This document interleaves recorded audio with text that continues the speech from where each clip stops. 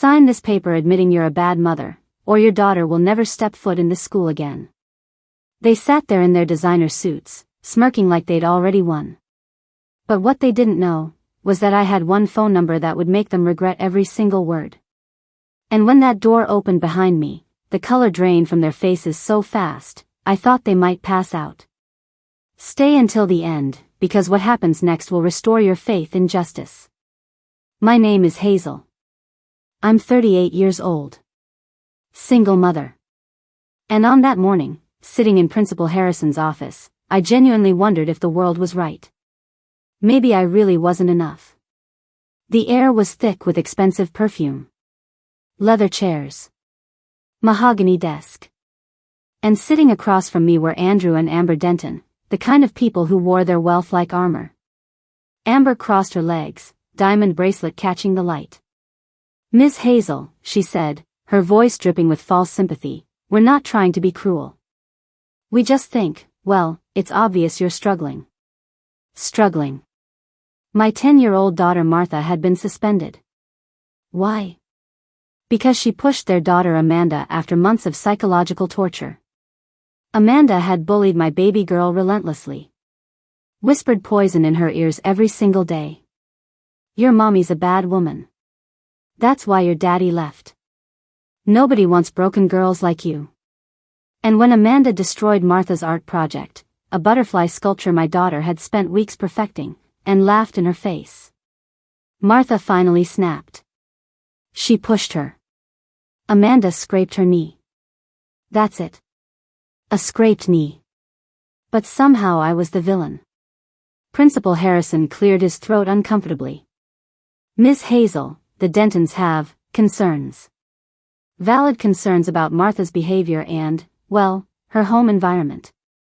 Andrew Denton leaned forward. He was a lawyer. You could tell by the way he smiled, calculated, sharp, ready to cut. "Let's not dance around this," he said smoothly. "Your daughter is violent. And frankly, Miss Hazel, we believe it stems from an unstable home. No father figure. No male role model. Just, you." The words hit like a slap. Amber nodded sympathetically. Children need structure. They need both parents. Biology, you know. A woman raising a child alone. She trailed off, letting the silence finish her sentence. I tried to defend myself. I pulled out my phone, showed them the texts Martha had sent me, crying, begging not to go back to school. I explained the months of bullying, the cruelty, the emotional abuse. But Amber just waved her hand dismissively. "Children exaggerate, dear. Amanda is a wonderful child. She'd never do such things. Maybe Martha is just sensitive. Some children can't handle normal social interactions." Normal? Andrew slid a piece of paper across the desk. Crisp. Typed. Official looking. "This is a simple statement," he explained. "An acknowledgement that your parenting has been insufficient. That the lack of a stable, two-parent household has contributed to Martha's aggressive tendencies. Sign it, and we'll keep this matter internal. No police. No permanent record for Martha." I stared at the document. It wasn't just an apology. It was a confession. A signed admission that I was a bad mother. That I'd failed my daughter. That my solitude, my struggle, my survival, was a flaw. "You want me to publicly admit I'm a failure?" My voice cracked. Amber smiled. Not kindly. "We want you to take accountability." Principal Harrison shifted uncomfortably. "Miss Hazel, until this is resolved, Martha cannot return to school. We have a zero-tolerance policy for violence." "But what about the bullying?" I whispered. "What about the months Amanda spent?" "There's no proof of that," Andrew interrupted coldly. "Just your daughter's word. And given her behavioral issues, well, you understand why we're skeptical." I felt my hands trembling. My vision blurred. Every insecurity I'd ever had was being weaponized against me. They weren't punishing Martha. They were punishing me. For being abandoned. For being alone. For daring to survive without a man. I left that office without signing. I walked to my car in a daze, got in, and just sat there. Numb. Broken. When I got home, Martha was waiting. Her face was swollen from crying. "Mommy," she whispered, "am I suspended because you're a bad woman? Like Amanda says?" That question destroyed me. I'd spent 20 years building walls. Convincing myself I didn't need anyone. That independence meant isolation. That asking for help was weakness. My own father had abandoned us when I was 13. Left my mom and me for a younger woman, vanished without a trace. I learned early that men leave. It's just a matter of when. When I was 16, my mom remarried. His name was William. He was kind, successful, stable. But I didn't trust him. I refused to trust him. Power always came with strings attached. When he offered to pay for my college, I chose student debt instead. I didn't want to owe him. Didn't want him to think he owned me. The day I turned 18, I left. Didn't look back. For 20 years, William tried. Birthday calls. Little checks sent through my mom. Messages I ignored. I thought shutting him out made me strong. But sitting there, watching my daughter blame herself for my pain, I realized something. Pride isn't strength. It's just fear wearing a mask. Martha needed a protector. She needed proof that Amanda's words were lies. She needed someone to show her that loyalty, love, and real family still existed. My hands shook as I pulled out my phone. I scrolled to a contact I hadn't called in 2 decades. William. I pressed call before I could talk myself out of it. He answered on the second ring. Hazel. His voice was older. But steady. Calm. Like he'd been waiting for this moment my entire life. I couldn't speak at first. My throat closed up. But then it all came pouring out. The bullying. The suspension. The letter. The way they'd humiliated me, told me I was inadequate, that I deserved to be abandoned. There was a long silence. Then William's voice came back. But it wasn't warm anymore. It was ice. Hazel, listen to me very carefully, he said. You are my daughter. Martha is my granddaughter.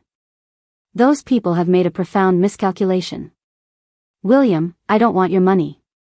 This isn't about money, he interrupted, his voice softening slightly. This is about family. You've been my family since the day I married your mother. I'm sorry I let you push me away for so long. But I'm not letting you face this alone. Not anymore. He told me to meet him at the school the next morning. 9 a.m. sharp. I hung up, staring at the phone. Terrified. Hopeful. Had I just made everything worse? Or was this the moment everything changed? The next morning, I stood outside Principal Harrison's office at 8:55 a.m. My palms were sweating. My heart was racing. Then I heard it. The low hum of an engine. A sleek black Mercedes pulled up to the curb. The door opened. And William stepped out. He looked exactly like what he was, a man with power, money, and zero tolerance for injustice. Custom suit. Calm expression. But his eyes were fire.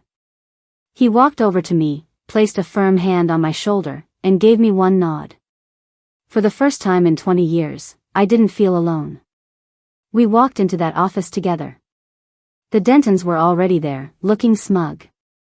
Principal Harrison sat behind his desk, clearly ready to force me to sign and close this matter quickly. But then William spoke. Good morning, Mr. Harrison. The principal looked up. His face went white.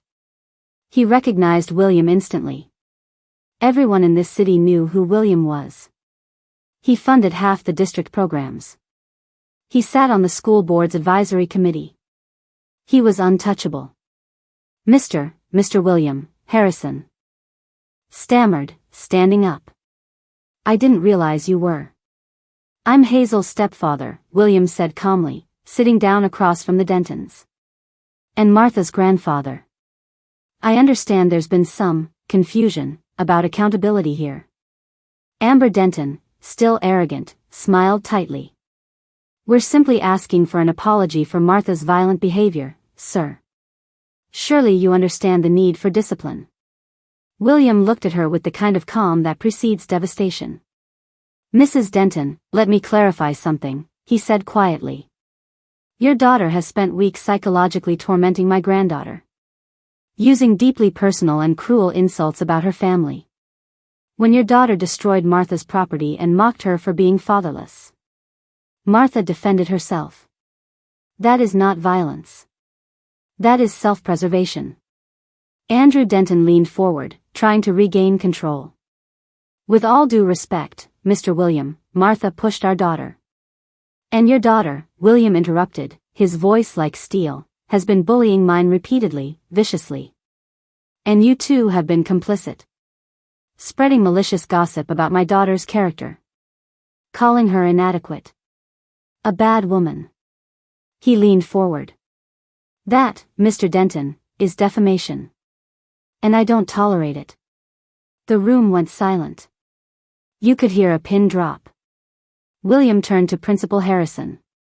Here's what's going to happen, he said calmly. You will reinstate Martha immediately. With a formal apology from the school. The Dentons will issue a written apology to both Hazel and Martha. And their daughter will be required to attend a mandatory bullying intervention program. He paused. If any of this is refused, I will take this matter to the school board, the local media, and my personal attorneys. The choice is yours. Principal Harrison looked like he might faint. Mr. William, I'm sure we can resolve this. Then resolve it. Now. Andrew Denton's face had gone from confident to panicked.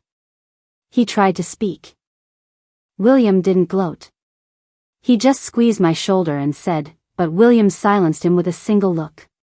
Amber's hands were shaking.